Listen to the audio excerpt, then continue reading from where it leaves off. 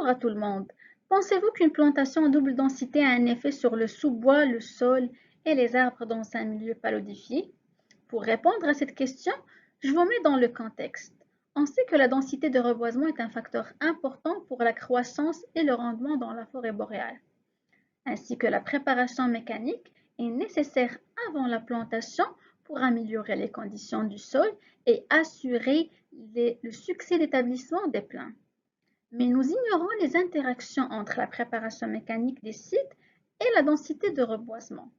L'objectif de cette étude, c'est de comprendre, 8 ans après, l'interaction entre la densité de plantation et la préparation mécanique du sol sur la composition de sous-bois et la croissance des arbres plantés.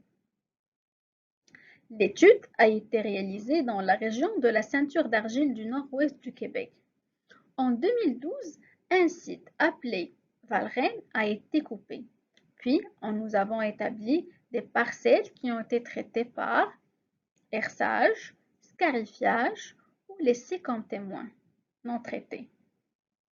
Ensuite, on a utilisé deux plantations. Une plantation simple où les arbres respectent la distinction de 2 mètres contre la COVID et une densité double où il y a une distance de 1 mètre. Il n'y a pas de COVID dans ce cas-là.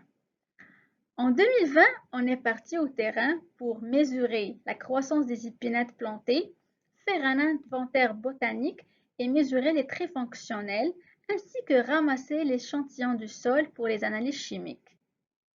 Après nos analyses, nos résultats montrent à date qu'il y a un effet négatif de la densité des conifères compétitives sur la croissance en hauteur des épinettes noires plantées et un effet positif de la densité de aulnes et sol en interaction avec l'herçage sur la croissance en diamètre au niveau du sol des arbres plantés. Si vous avez d'autres questions, je serai au salon des affiches pour vous répondre. Merci.